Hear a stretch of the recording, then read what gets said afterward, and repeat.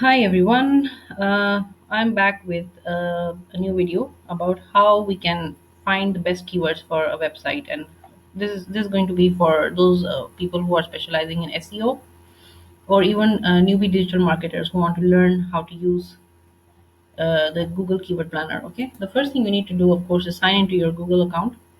I'm logged into mine. Then hit this in your browser. Okay, it has already come. Hit this in your browser and enter. If this is the first time of you using this, you simply have to start now, and it will take you through a process to register with this tool quickly. If you have already used it before, just sign in.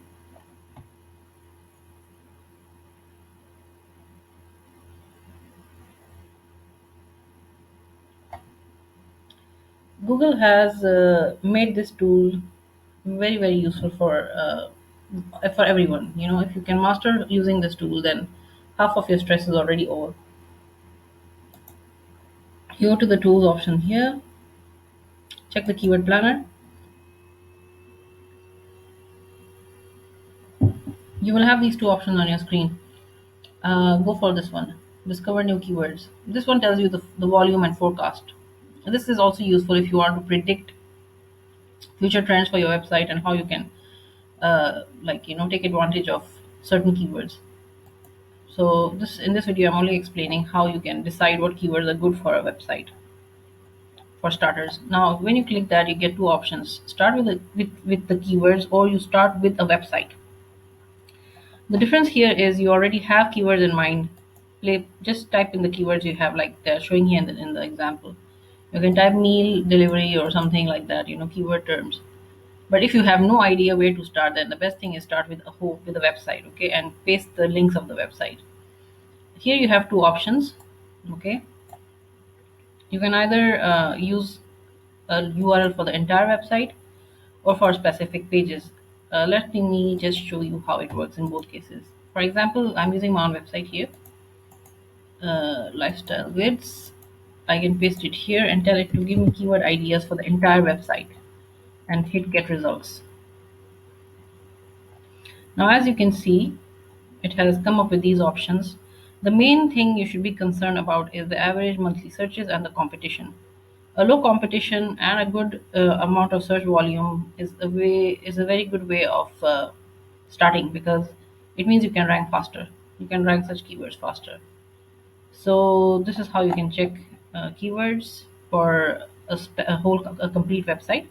If you want to check keyword ideas for a specific web page, let's assume I go to this page here, copy the link. I'll go back, discover new keywords, start with a website, only on this page, and paste the link here. There you go, suggestions again. Okay, after this, the next step is download the keyword ideas. Okay, download it, send it to Google Sheets. Every Gmail account has Google Sheets, so it'll go into your drive. Or you can also put it on your computer. Anyhow, it's up to you, but I would rather do it to the drive directly. And then you just have to wait for a few minutes, and then open the sheet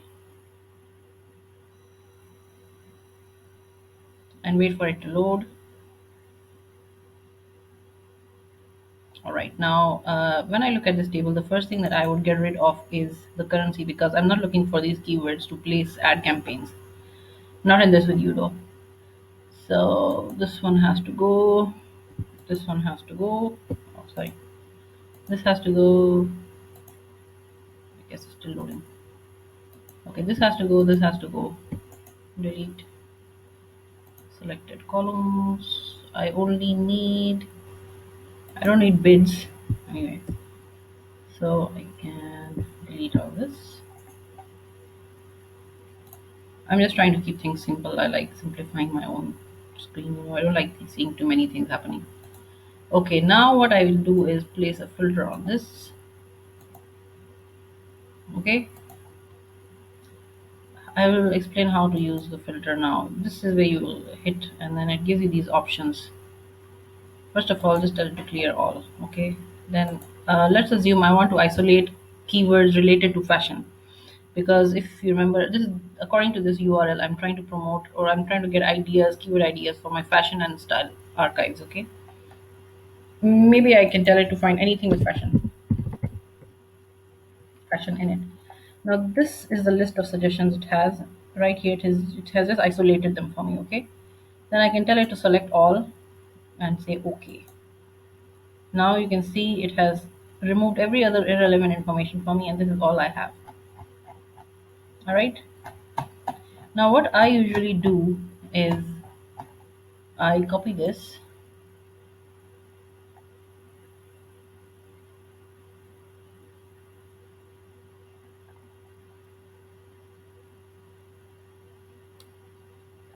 you know, I copy this,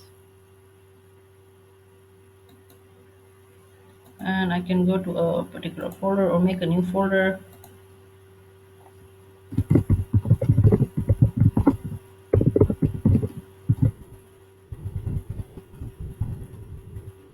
Right, yes, go there, create a new Google sheet.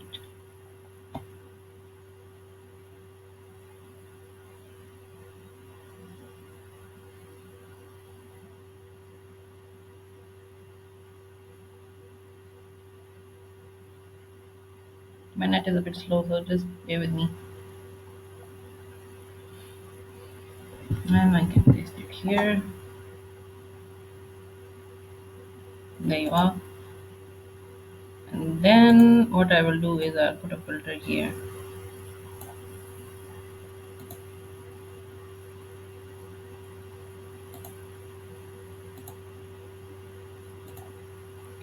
Now I can tell it to search, to organize it like this. I want to look for keywords with the most searches, and then I will look at the competition.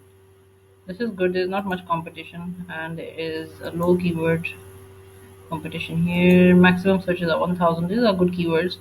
Now, as a digital marketer or an SEO expert, what I would do next is plan my keywords using these suggestions.